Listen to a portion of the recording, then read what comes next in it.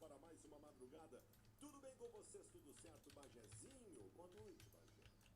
Boa noite, ô Baldar. Sabe que agora eu tava virando aqui, eu me lembrei daquela música que dava no final do ano, acho que era da Globo. Depende de nós, o palhaço não seja engraçado.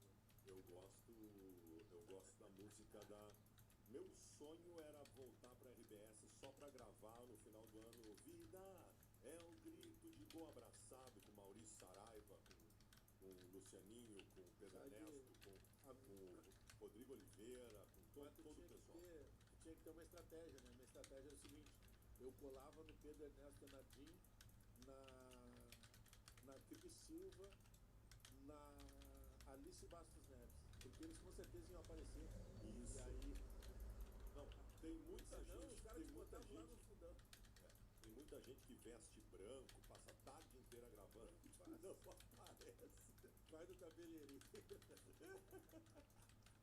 Teve uma vez que tinha um show do Thiaguinho lá.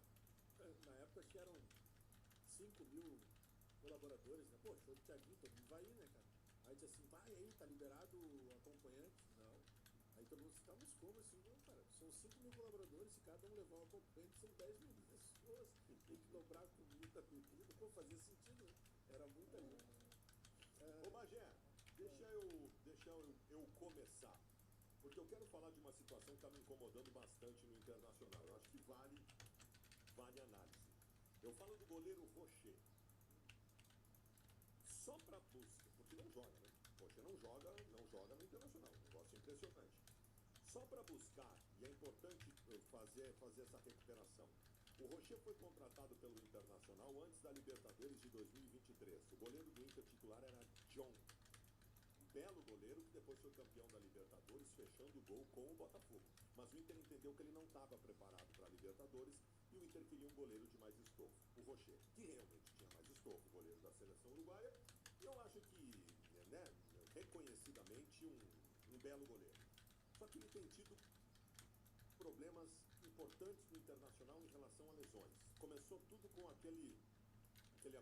aquela condução horrorosa que o Internacional fez com aquele problema das costelas que ele teve lá em 2024, que ele inclusive num Grenal toma 2 gols do lado dele porque ele estava com medo. 2 anos atrás. Grenal de 8 de outubro de 23. 23. Então assim, o Rocher já teve problema na costela, teve problema no dedo, teve problema no joelho, ele não joga. Sabe que eu lembrei, esses dias eu falei sobre isso no meu programa. Tu sabe qual foi um dos melhores zagueiros que eu vi jogar com a camiseta do Internacional em qualidade técnica? Os melhores zagueiros que eu vi jogar no Marra? Não, também, óbvio. Mauro Galvão. Mas um que ninguém vai falar.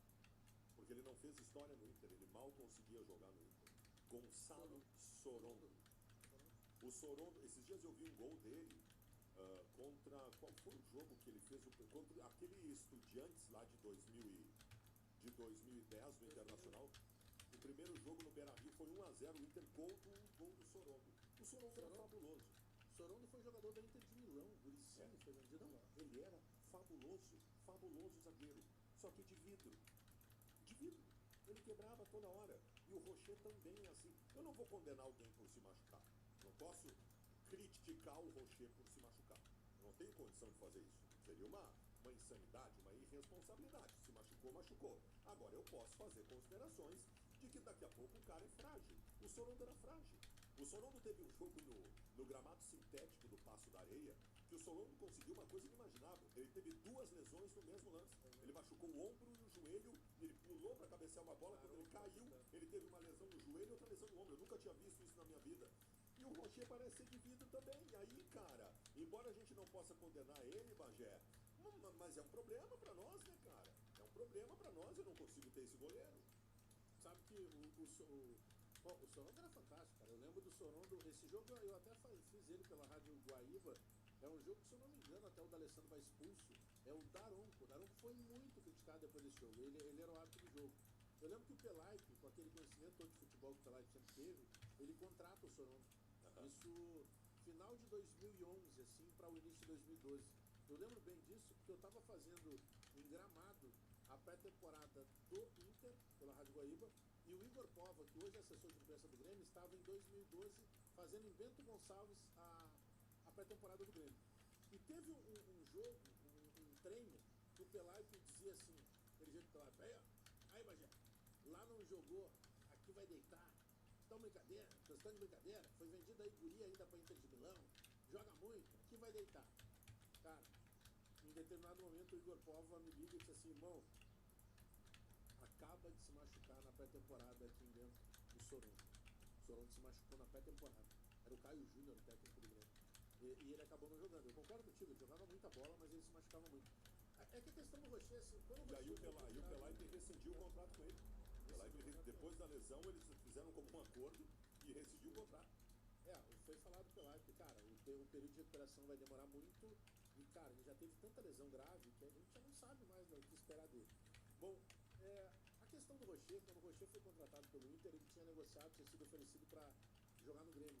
E ele até não fechou pelo Grêmio, não por questão de lesão, ele não fechou porque na época o Antônio Brum achou muito caro pagar por um goleiro, embora ele seja um goleiro de seleção. E esse peso que ele chega é justamente isso. Pô, Rocher, goleiro de seleção uruguaia e tal. E ele fez alguns jogos notáveis. Eu lembro sempre aquele jogo contra o River Plate, lá em River, que, nossa, eu secando o tempo inteiro. Eu disse, não, eles não vão escapar. Não, eles não vão passar pelo River dentro da... O jogo era para ter sido 5x1. 5x1 era o resultado daquele jogo.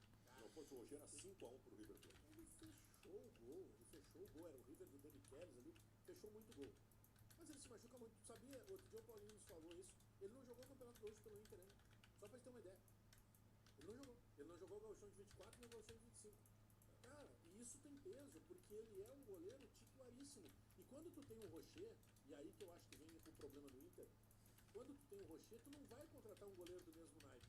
Tu vai apostar na reserva por um goleiro menos conhecido ou por um goleiro da base. Tu não tem como trazer um grande goleiro para ser reserva do Rocher, porque o Rocher não vai ser teu reserva. Só que eu acho que isso que tu falou aí, eu acho que a gente falou mais da questão da costela, teve o próprio episódio do pino na mão, né? Ficou mal explicado, que estava incomodando ele, que ele foi fazer o procedimento cirúrgico. Assim, eu não vou lembrar agora os percentuais de jogos, mas o Paulinho, quando passou, eu acho que de 52 jogos ele tem 15 participações. Cara, é muito pouco, assim. O custo-benefício dele é terrível. Não, o Rocher, se eu não me engano, era junho ou julho, e ele tinha jogado uma partida com a camisa do Inter. É o jogo que ele volta contra o Flamengo no Maracanã, se machuca ali, sai e não volta mais depois. Eu lamento, cara, porque isso atrapalha a organização, né, Bagé? Daqui a pouco tu tá pensando em recomeçar uma temporada e tu pensa, bom, goleiro, o que eu tenho? Eu tenho o Rocher. Eu tenho o Rocher? Será que eu tenho o Rocher? E aí, aí tu não contrata pensando na recuperação do Rocher, aí entra o que tu falou, tu não contrata porque tu sabe que tu não vai conseguir comprar um goleiro do estirpe do Rocher, mas o Rocher não joga. É complicado isso, cara. É complicado. Eu lamento muito. Eu vou te dizer o que eu lamento, cara. Sabe que a gente tem falado muito em arbitragem, futebol, e hoje a CBF divulgou, a CBF teve uma autorização da FIFA específica para divulgar os áudios do VAR da expulsão do Kahneman. Porque o VAR, ele atua de uma maneira, tem um regulamento pro VAR, né? São situações específicas que o VAR é chamado. E olha que eu acho que isso é o X da questão que tem que ser mudado, tá? Só que eu sei que isso não é mudado pela CBF, tem que ser mudado lá pela FIFA. Por exemplo, no lance do Kahneman. O Kahneman vai lá, o árbitro, antes da bola rolar na cobrança de falta, enxerga que teria uma agressão. O Kahneman diz que não foi, não agrediu. O jogador que foi agredido, entre aspas, disse que não foi agredido depois, mas fica aquela celeuma, ele dá vermelho direto pro Kahneman. E aí a gente ficou assim, tá, mas ele não vai no VAR? Aí eu na jornada disse, não, ele não vai no VAR porque o VAR não chamou, né? Porque ele só pode ir quando o VAR chama. Eu acho que isso tem que mudar, por exemplo, na FIFA. Eu acho que o VAR tem que estar ali, Baldasso, peraí. Cara, não foi vermelho, velho. Foi azul. Aí tu vai dizer, não, Bagé, eu vi que foi vermelho, não na Baldasso, então vem cá, porque eu tenho uma dúvida, eu acho que foi azul. E tu vai lá ver. Eu acho que isso eliminaria um possível erro.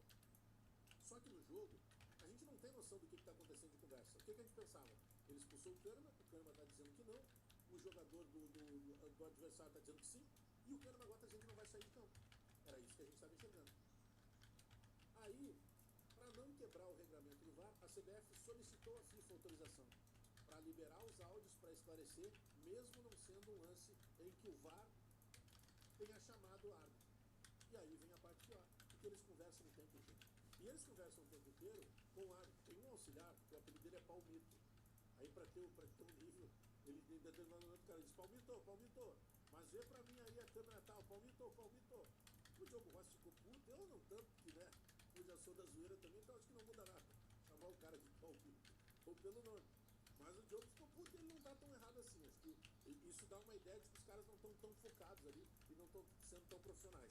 Bom, a partir daí, o cara do VAR diz assim, olha, tem uma imagem clara. Primeiramente, não tem nenhuma imagem clara. Ele diz, foi um soco no rosto. Daqui a pouco alguém diz, foi uma cotovelada. O soco foi cotovelada. E aí tem duas frases muito arrogantes do árbitro do jogo. O Kahneman e o Marlon chegam e dizem assim pra ele, cara, vai lá ver o VAR. O Kahneman disse. Ele disse assim, se tu mandasse em mim, eu iria. Tipo, eu não vou, né? Tu manda em mim. Olha o nível. Quinta série. E aí tem um determinado momento que ele diz assim, eu não vou lá ver o que eu já tenho certeza. E aí o VAR, ao invés de salvar, diz assim, não, fulano, vem cá, vem aqui dar uma olhada. Vamos tirar qualquer dúvida. O VAR diz assim, perfeita a tua decisão de campo, é cartão vermelho direto, ele realmente acertou. E aí tá feita a caca. Não, cara, quando tu vai atrás do problema, sabe aquela história que diz assim, ó, quem procura acha. Toda vez que tu vai procurar alguma coisa no VAR, tu te incomoda mais ainda. O que mais me incomoda no VAR é justo, cara. Nós temos o áudio daquele lance do Corinthians, do Palmeiras e do São Paulo, em que o VAR diz que o jogador do Palmeiras escorregou. E só por isso atingiu o jogador de São Paulo. O cara deu uma tesoura, velho. O cara deu uma tesoura no jogador de São Paulo. Então, assim, é o famoso brigar contra a imagem, né?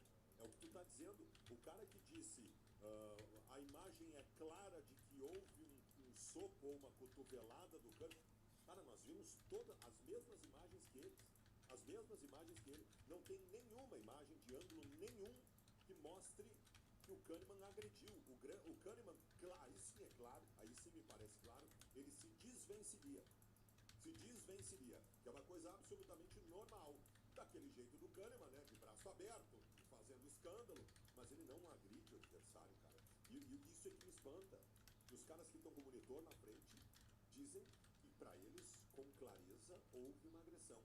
Aí o que eu vou te dizer, cara? Aí é oftalmologista, né? Mas tu quer ver, vamos pra esse lance que eu concordo contigo, que é muito esdrúxulo, até a justificativa do jogo lá, São Paulo e Palmeiras. Vamos imaginar que o zagueiro tivesse escorregado. Cara, é falta igual, porque ele impediu a sequência de um lance dentro da área. Bom, se foi por querer, por imprudência, tu também comete um crime. O cara foi imprudente. Sabe, ele não queria fazer, mas ele fez.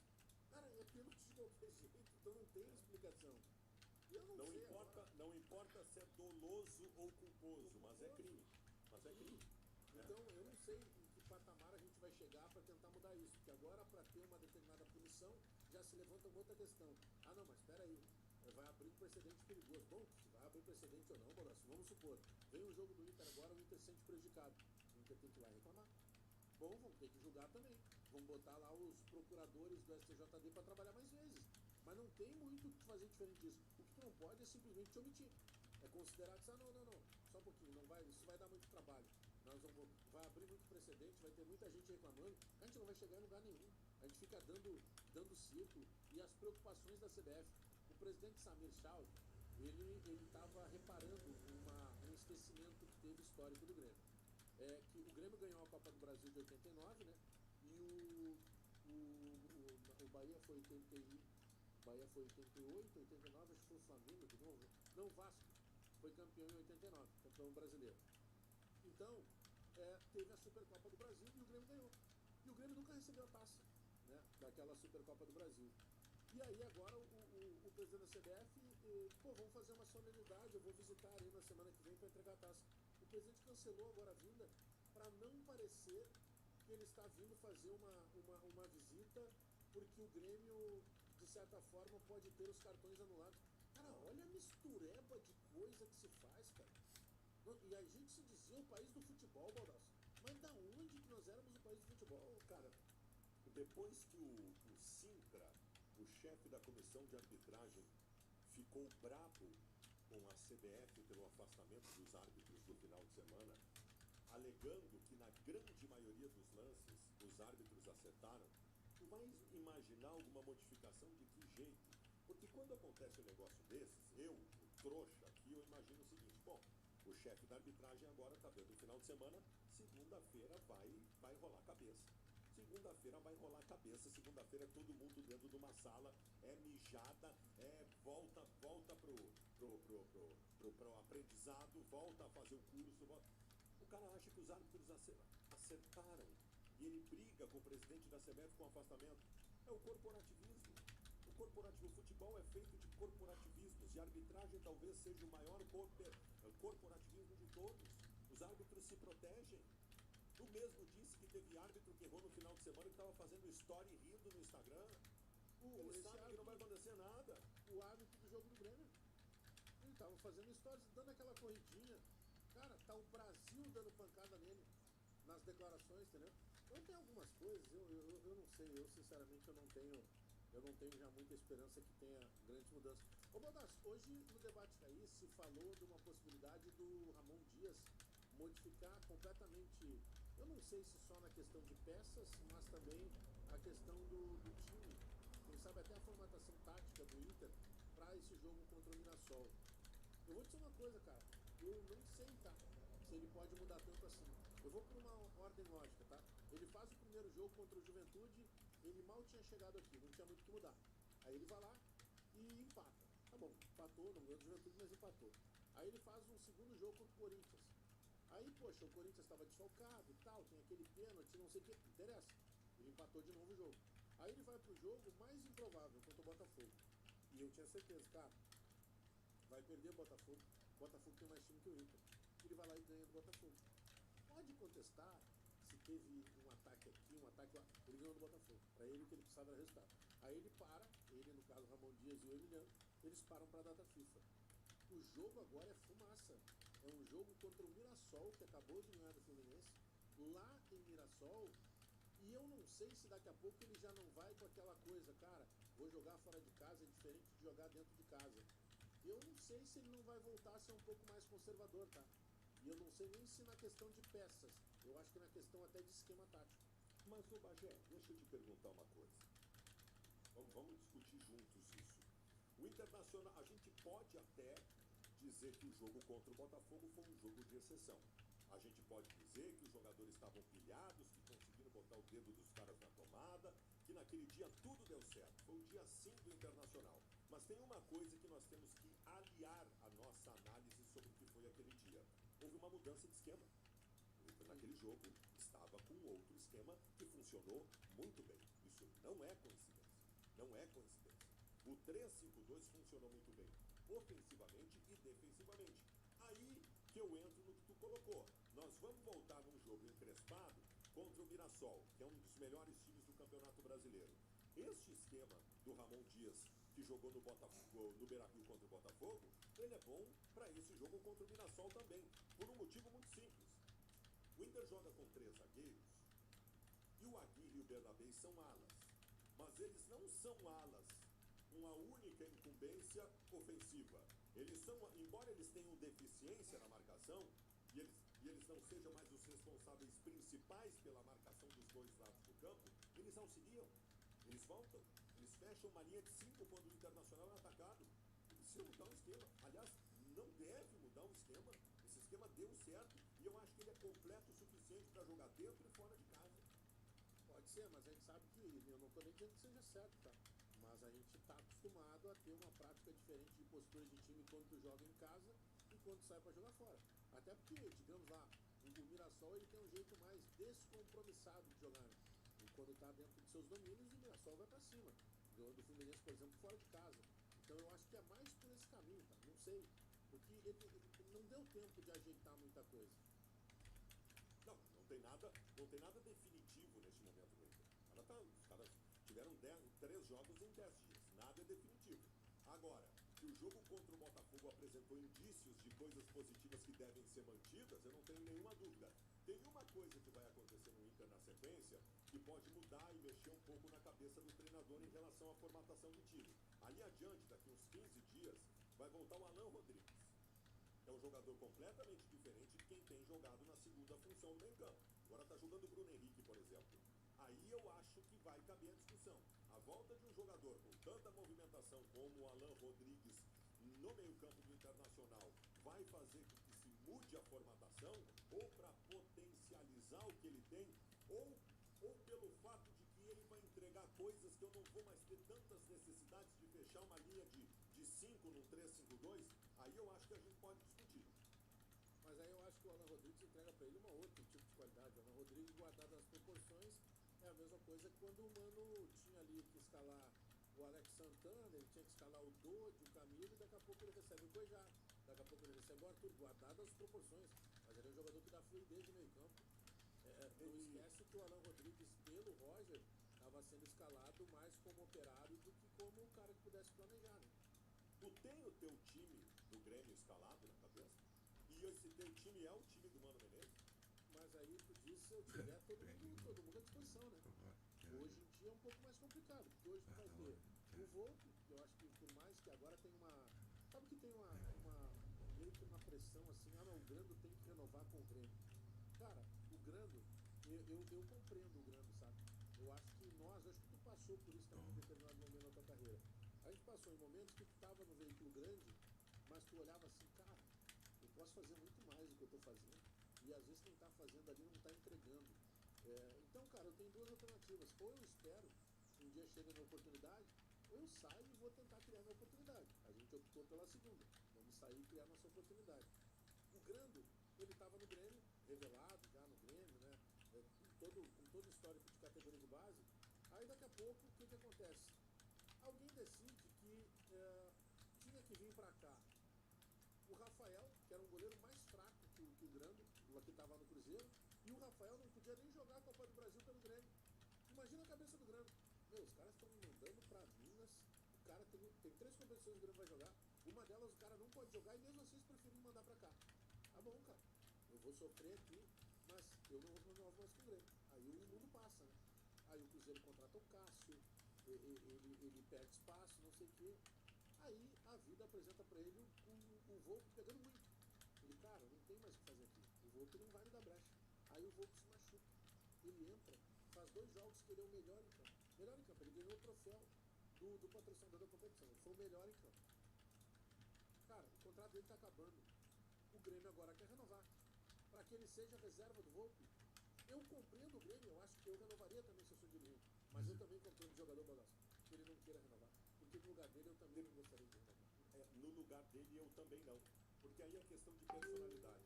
O Grêmio teve na década de 90 um goleiro que era uma figuraça, um cara muito engraçado, chamado Silvio, o goleiro. Ele foi apelidado de Silvio Pay-Per-View, porque ele era terceiro goleiro do Grêmio e ele nem aparecia no banco de reservas na maioria das partidas do Grêmio, e a gente brincava que ele ficava em casa vendo o Pay-Per-View. Então o apelido dele virou Silvio Pay-Per-View. Ele aparecia 2 vezes por ano, porque dava um problema com o primeiro goleiro, o Darley, foi para a seleção, o Murilo foi sei lá para onde, o Murilo se machucou, e aí vai jogar o Silvio. Nessas 2 vezes por ano que ele aparecia, ele fechava o gol. Fechava o gol. E ele era um cara que tinha uma personalidade diferente. Eu acho que ele ficou uns 2, 3 anos no Grêmio como terceiro goleiro, e para ele estava tudo bem. Tava tudo bem, eu tô ganhando meu salário, vão me chamar 2 vezes por ano, eu vou lá, vou arrebentar e tá tudo certo. Mas tem gente que se contenta com a condição de coadjuvante. E eu não condeno. Eu não condeno. Existem grandes coadjuvantes na história do cinema e eles não merecem ser criticados por conta disso.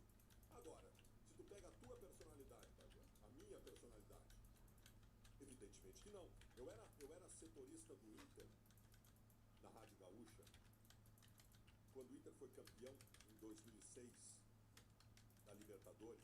Eu era setorista do Inter há 5 anos. Eu acompanhei toda aquela virada do Inter com o Fernando Carvalho. Eu dava todas as notícias do Inter. Ninguém descobria nada do Inter antes de mim. Eu participei de tudo aquilo como setorista da Rádio Gaúcha, o setorista do Internacional. Quando chegou a decisão da Libertadores de 2006, ou seja, chegou a hora do filé do time que eu estou acompanhando. Eles me mandaram para Noruega, no dia que o Inter decidiu a Libertadores para fazer um jogo cagado da seleção brasileira. E no Mundial, no final do ano, eles não me mandaram. Eu poderia pensar assim, tranquilo, viajei para a Noruega, olha que maravilha. Diário em dólar. Porra, fui para Oslo, conheci Oslo na Noruega.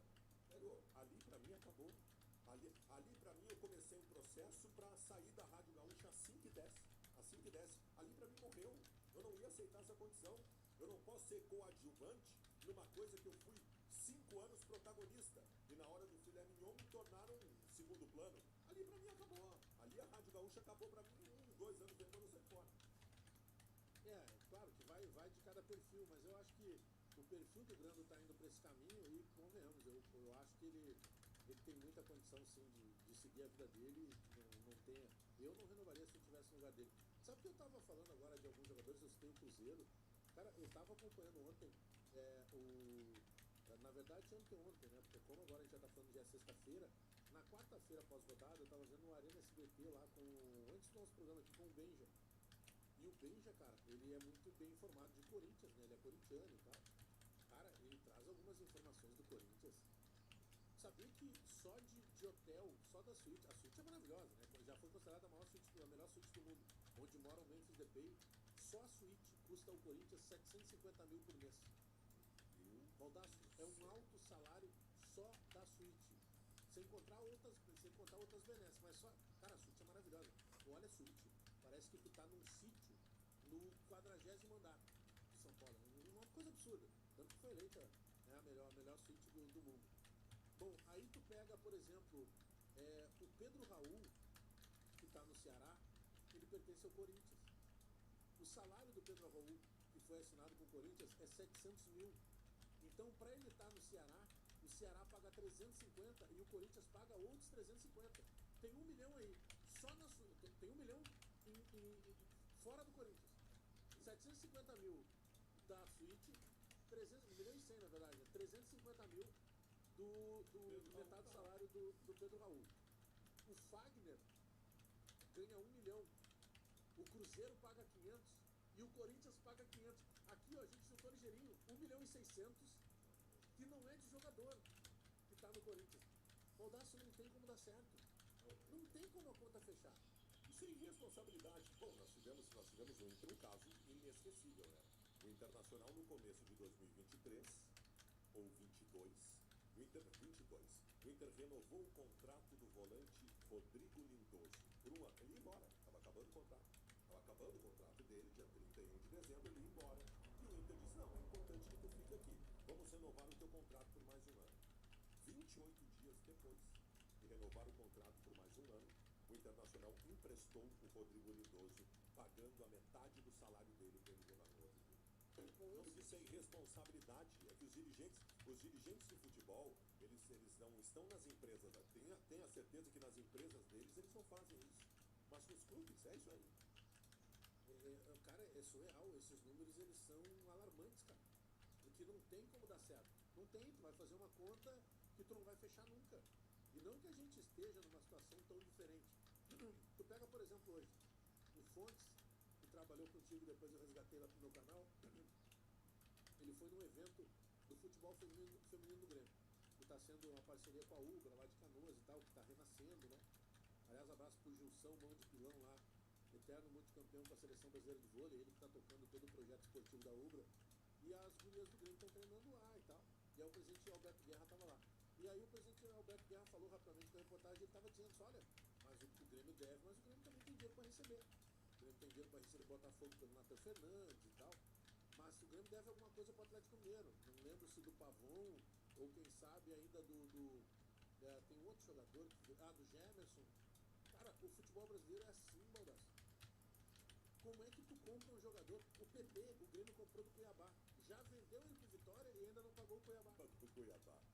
Você tá dando brincadeira. O futebol é uma loucura. Isso que passaram a existir novas regulamentações que impunham responsabilidade aos presidentes de clube e tal, mas isso não é levado à risca, porque, cara, casos que nós citamos aqui, se fosse realmente levado à risca, esses dirigentes seriam eliminados do futebol, mas é um negócio impressionante. Não acredito. Bagé, eu ficaria contigo 4 horas aqui, até as 4 da manhã, infelizmente. Aliás, eu tô indo lá pra live do Thiago Veloso. O Thiago Veloso faz um madrugadão lá no canal dele, meu narrador, e entre outras coisas, hoje vou falar sobre ETs. Eu vou convencer vocês de que os ETs estiveram lá em Varginha. Muito bem. Abraço. Tchau.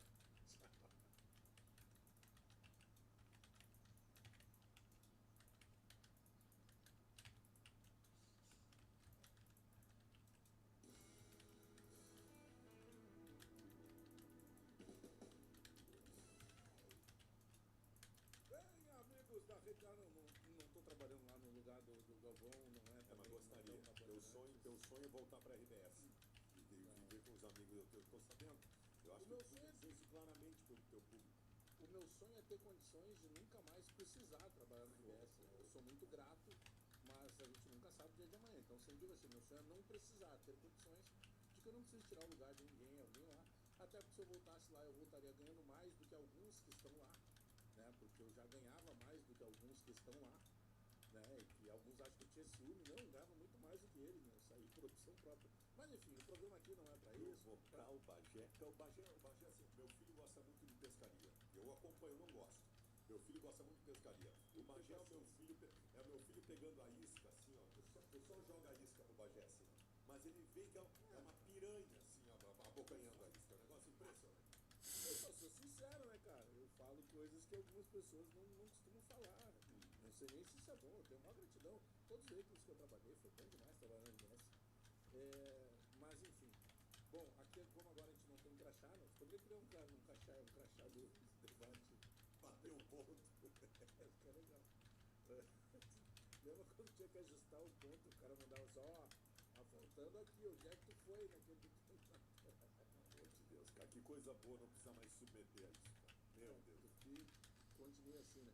Ô, Baldasso, tem muita coisa no debate raiz, que tu resolveu tirar férias, né? Sabe que tinha muita gente perguntando quem matou o Det Reutemann, é a pergunta que se faz no Brasil. E aí hoje eu te defendi, não foi o Baldasso, ele só tá no sítio, mas ele não fez nada. Sumir no dia seguinte tem tudo a ver. Pois é. Mas sabe que aí a gente estava conversando ali, entre outras coisas, né? E aí começou um assunto, a gente começou pelo Grêmio, porque depois a gente vai falar aqui também sobre essa.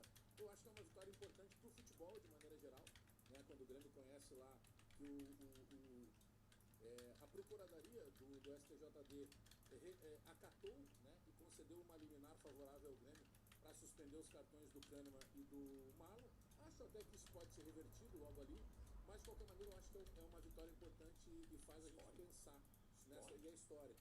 Só que daí no meio disso, tá? Eu acho que até eu quero te perguntar agora sobre esse assunto do Inter e depois voltar para a questão do Grêmio.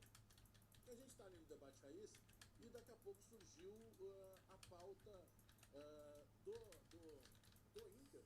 E aí começou a se falar de novo, olha, o Paixão andou conversando com alguém da imprensa, alguém da imprensa transformou isso em notícia. Eu acho que é notícia de que o professor Paixão está um pouco descontente assim, com a forma que estão falando que o problema era físico no time e tal. Daqui a pouco, toca o telefone do João Batista Filho e era o professor Paulo Paixão.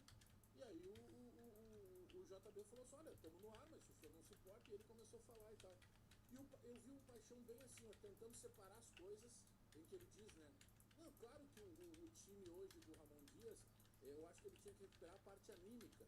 E aí até uma coisa que, pelas palavras do presidente, do professor Paixão, eu posso entender também que o problema anímico não era com ele, então era com o Roger.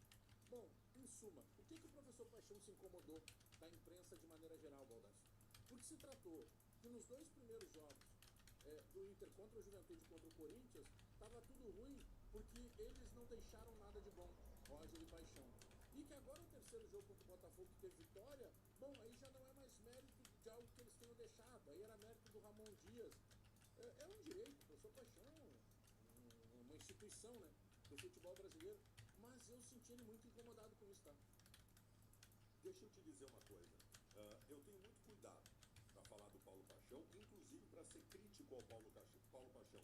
E algumas pessoas dizem assim, só porque é o Paulo Paixão, se fosse outro, sim, exatamente isso. Se fosse outro, eu não teria tanto cuidado como eu tenho com o Paulo Paixão. Não tenha dúvida nenhuma disso, porque é o Paulo Paixão, que é talvez o maior preparador físico da história do futebol brasileiro. Mas eu quero entender, eu quero que tu me ajude a entender. O Paulo Paixão Mas incomodado que está com críticas que vem recebendo da imprensa pelo legado deixado, o Paulo Paixão passa pela seguinte argumentação. Tu falou sobre ela, de que na verdade o time do que não pode o Inter estar mal preparado na quarta-feira e no sábado está bem preparado fisicamente. Correto, verdade. Não vai ser no estalo que vai mudar a preparação física. Mas o Paulo Paixão passa pela seguinte ideia, de que na verdade o Internacional não está mal preparado fisicamente. A questão era anímica e no jogo contra o Botafogo, com um choque anímico, a coisa funcionou. Visão que ele passa. Mas eu te pergunto, Bagé, não pode ser o contrário? Não pode o Internacional estar mal fisicamente, que é a impressão que nos passou, que o Inter estava mal fisicamente, e que no jogo contra o Botafogo fez diferente, justamente por uma injeção anímica de dar mais do que 100% do que poderia? Eu não sei, cara, eu não sei. Eu sinceramente, Bagé, acho que o Inter tem uma defasagem física e que provém do trabalho do Paulo Paixão. A gente estava vendo o Internacional babando na gravata. E quer ver uma coisa? Quando a gente fala de transição, o professor Paixão passou por essa transição. Quando ele assume o trabalho deixado pelo Eduardo Cudê, ele também passou por essa transição, que daqui a pouco se diz assim, mas em poucos dias, né, teve uma melhora, e até o professor Paixão dizia, não está melhor ainda não. Isso aí é o começo, vai melhorar. Lembra que a gente dizia que o time não treinava na academia, o time do Cudê não treinava na academia, né? Mas era esse ponto que eu ia colocar agora como um atenuante, tá? A diferença é que naquela época se chegou aí por informações dos jogadores que, cara, era uma maneira diferente de trabalhar, os caras não tinham força física, né? Eles não tinham musculatura ideal para os embates do dia a dia. Agora não. Agora não é tão diferente o trabalho físico. É que eu sei que é difícil para quem está ouvindo a crítica, né? Aquela história de tu sentir a dor do outro, né? É diferente para ele que está ouvindo a crítica. E o professor se acostumou ao longo dos anos a ser sempre muito elogiado. Mas eu acho que faz parte, professor Paixão. E se o trabalho fosse bom, com todo respeito, ele não teria sido interrompido. Teve seja da parte física, da parte anímica, da parte tática, do vestiário, do dirigente que não ajudou no momento que deveria ter ajudado. Mas eu acho que até pelo tamanho do professor Paulo Paixão, eu, se fosse ele, não entraria nessa bola dividida entre ele, porque faz parte do futebol. Quem saiu vai ver uma flecha apontada contra ele e ele não tem que provar nada para ninguém, mano. O cara tem uma história estabelecida de um preparador físico de muitos títulos, de trabalhos incontestáveis do Inter, do Grêmio, em seleção brasileira, em tantos clubes. Não vai ser por daqui a pouco ele receber uma crítica pelo último trabalho no Internacional que a história dele vai ser mexida. Ele não tem que se expor para dar explicações. Até porque, Bagé, essa é uma coisa que vai ser dita em 1-2 semanas e daqui a pouco o passo adiante vai ser dado. A gente aqui tá louco, eu tô louco para não precisar mais falar do Roger, do Paixão, por ser uma página que tá virada, que aconteceu. Eu sou grato ao Roger, tá? Porque eu vejo muita gente chegar aqui, ao Roger ou Paixão. Eu vejo muita gente mandar recado assim, nos livramos da porcaria do Roger. Não, eu sou grato ao Roger. O Roger me deu um título gaúcho que eu não ganhava há 8 anos.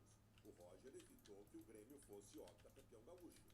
Se eu encontrasse o Roger hoje, eu daria um abraço nele e eu diria, muito obrigado, muito obrigado. O trabalho dele se perdeu, não tenho dúvida nenhuma. Eu fui um cara que pedi a saída dele 1 mês antes de ele sair, agora eu sou grato. Mas é uma página que tá virada. Não vai mais se falar disso. Não vai mais se falar disso. O trabalho do Ramon e do Emiliano já está acontecendo, já tem os seus capítulos analisados, os 2 primeiros não tão bons e o último capítulo foi muito bom contra o Botafogo. Agora, certamente, vai ser uma análise muito criteriosa quando o futebol voltar, porque eles tiveram mais 10 dias de trabalho. Então, Paixão, faz parte da história do Inter, isso nada vai manchar, nada vai mudar isso. Vamos pra frente, boa sorte na tua carreira. Aliás, eu quero tocar nesse ponto do Grêmio, né? Ontem, já no final da noite, o Grêmio teve lá, e a gente não tinha entendido muito o que tinha acontecido, e aí hoje ao longo do dia a gente vai procurar entender, né? Que vitória é essa que o Grêmio obteve lá no STJD. Eu acho que é um elogio que tem que ser feito ao departamento jurídico e ao Luiz Wagner Vivian, tá? Eu já tô até estranhando, faz 2 dias que eu elogio ele, porque ele foi o cara incumbido, né? Deram pra ele só, filho, tem uma missão, tu precisa chegar na CBF e lá tu vai ter que trazer de lá algo positivo pra gente referente à questão da arbitragem. Mas olha só, Baldasso, no início da tarde, teve uma reunião na CBF com o Luiz Wagner Vivian e numa outra sala aconteceu uma reunião dos árbitros com o chefe de arbitragem, que é o Rodrigo Sintra. O Rodrigo Sintra ficou puto com o presidente Samir Chad da CBF, porque ele não queria a punição dos árbitros, nem do árbitro do jogo do Grêmio com o Bragantino, tampouco o árbitro do clássico do Palmeiras e São Paulo. E, inclusive, ele montou um relatório e entregou para o presidente da CBF, em que aparece, de todos os lances reclamados até agora, esse ano, por vários clubes, segundo ele, tem um percentual superior a 90% de acerto do árbitro. Juro pra ti, ele fez isso. Aí eu quero fazer primeiro o aplauso, né, o elogio ao presidente Samir, porque o presidente deve ter pensado o seguinte, cara, eu preciso ir pra prática, eu não posso brigar com a imagem. E o presidente não quis ouvir ele e manteve a suspensão dos dois árbitros. Então, só para ver como é que funciona o esqueleto do dia a dia da CBF. E aí depois o Grêmio teve a confirmação. Quatro jogos tiveram resultados mudados na mesma rodada por conta de erro da arbitragem. O chefe da arbitragem me faz uma pataquada dessas. Lances capitais. Aí tá, beleza, eu compreendo. Ele foi mera e simplesmente um corporativista. Que bom que o presidente não entrou nessa, porque eu acho que começa a mudar um pouco o que a gente estava com medo que pudesse estar acontecendo na CBF. Por outro lado, eu até acredito, tá, que essa liminar ela possa daqui a pouco ser cassada pelo próprio STJD, não vai transformar em sentença favorável. Mas eu acho que já existe uma vitória, porque via CBF, via STJD, pararam para ouvir. Eu sei que agora abre um precedente? Abre. Daqui a pouco o Santos vai se sentir prejudicado, vai querer reclamar. Eu acho que todos os clubes têm direito de reclamar. Eu acho que tem alguns casos mais específicos, né? No jogo do Bragantino, são 2 lances, tem uma expulsão de um jogador, aí tu fica com um a menos, no último lance tem um pênalti que não existe, a expulsão pro cartão vermelho direto não tem nem imagem, mas sabe que eu acho que é um movimento histórico, inédito no futebol brasileiro, e eu acho que ele nos faz pensar, e eu acho que isso era o que estava faltando agora, sabe?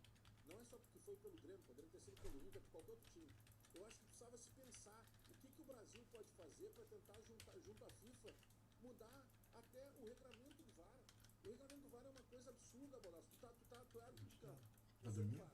Aí tu comete um erro lá. Se eu não te chamar, tu não pode me chamar, isso não existe, cara. Se o VAR chegou para melhorar e para evitar erro, seja tu pedindo auxílio ou eu te auxiliando, isso tem que ser permitido. Mas eu quero falar depois sobre a liminar do Grêmio.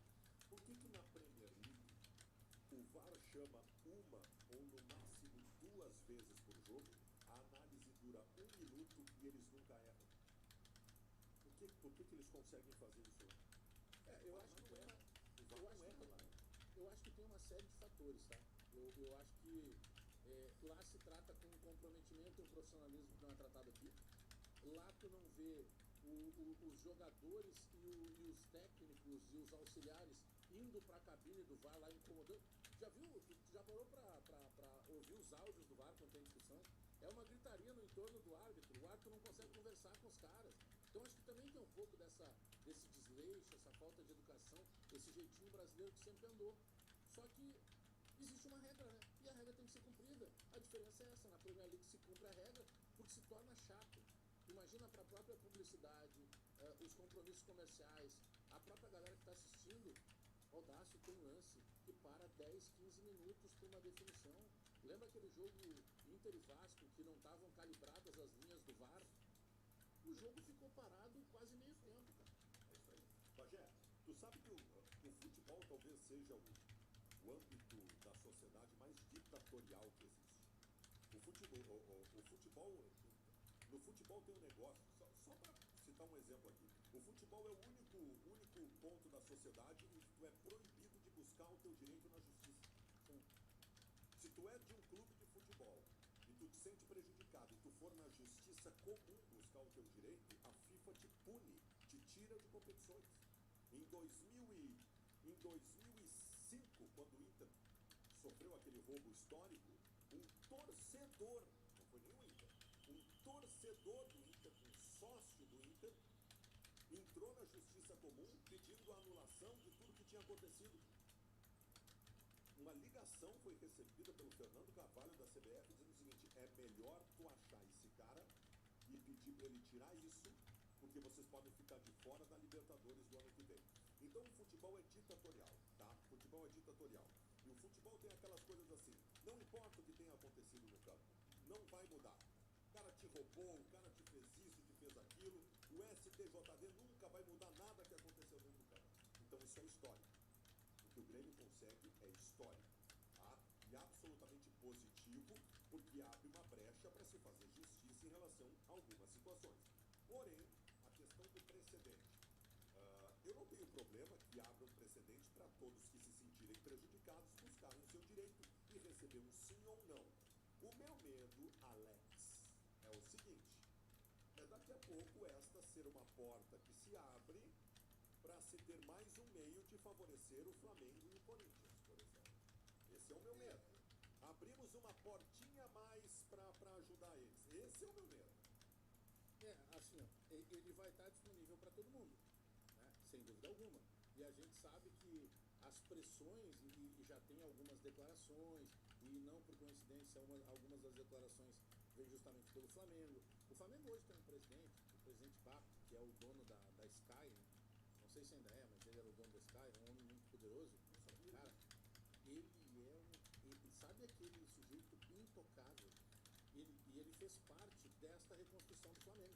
Ele fazia parte de um conselho que ajudou muito o próprio presidente Eduardo Bandeira de Mello, lá no ano de 2012, 2013, tá? Então ele ganhou muito moral, ele é um cara que já participa ativamente de vários processos positivos do Flamengo.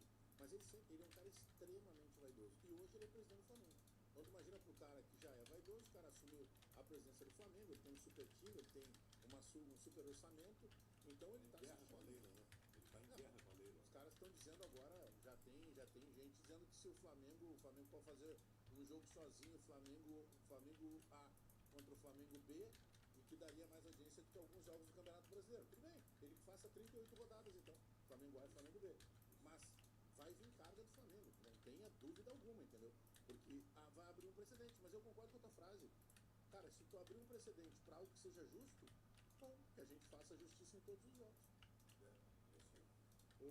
Ô Bagé, eu quero falar justamente, já que nós falamos da questão física do Internacional, das coisas que estão acontecendo, que podem acontecer agora nesse período de parada, que em determinado momento eu comemorei depois da vitória contra o Botafogo, da possibilidade de, com tranquilidade, a família Dias conseguir implementar o seu trabalho. Questão física, aí é por isso que eu te digo, Bagé, estava bem preparado ou não estava bem preparado? Não sei, eu até tenho a impressão que não estava bem preparado fisicamente. O fato é que quando fechar esse período de parada FIFA, vão fazer 20 e tantos dias que a família Dias já está aqui. Em 20 e tantos dias, tu recupera uma condição física, por pior que ela fosse, para uma ideal. 3 semanas, os especialistas dizem isso, em 3 semanas tu coloca o time nos treinos. Então não vai ter mais discussão sobre a questão física, existem muitos elogios ao atual preparador físico do Internacional. Então essa questão vai estar resolvida. A principal para mim, Bagé, é a questão anímica. Porque a questão anímica ela não é palpável para tu analisar. Quando tu fala da qualidade técnica do jogador, tu tá vendo pau e dá tua opinião. Quando se fala da questão tática do time, tu olha, é o 3-5-2, é o 4-4-2, está funcionando, não está funcionando. A questão anímica ela é subjetiva. Ela é subjetiva. No jogo contra o Botafogo, não tenha dúvida nenhuma que alguma coisa aconteceu, e eu acho que a gente não sabe exatamente o que aconteceu, e os caras jogaram como se fosse o último dia da vida deles. Tanto que não se viu problema físico, não se viu problema tático, não se viu problema técnico. Os jogadores do Internacional devem ter entrado no vestiário depois e caído duro no chão, porque eles entregaram uma coisa que eles não entregavam há muito tempo. Agora, existe uma dosagem. Essa questão anímica, tu não vai entrar daquele jeito em todos os jogos. É impossível. Tu não vai fazer assim de todos os jogos a partir de agora. Será que eu vou chegar num equilíbrio de não ser aquele time bunda mole, aquele time flácido, que saía perdendo todos os jogos, não tinha poder para pressionar e poder para nada? Será que eu posso sair daquilo e chegar num meio termo de ser um time envolvido, não sangrando os olhos como o Botafogo, porque isso é impossível, mas um time envolvido com as coisas que estão em jogo a partir de agora, e tem coisas em jogo, tem uma vaga Libertadores, ou seja lá o que for. Será que eu consigo esperar desse grupo um equilíbrio para que seja tudo diferente do que foi nos últimos 6 meses? Mas sabe que quando a gente chegar essa conclusão de questão anímica é muito complicado de se conseguir avaliar, né? Tá, mas peraí, como é que tu perde ânimo se estava todo mundo animado? Teve um momento que estava todo mundo achando que poderia ser campeão, que estava tudo com salário em dia, que o Roger poderia aparecer no Flamengo, que daqui a pouco o Alan Patrick poderia ser chamado para a seleção.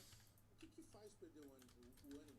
Sabe que eu tenho para mim, e eu não estou dizendo com isso que foi ruim o Inter ganhar o campeonato. Não, claro que é bom, até porque tinha uma disputa ali que não era um campeonato, era um octacampeonato do Grêmio.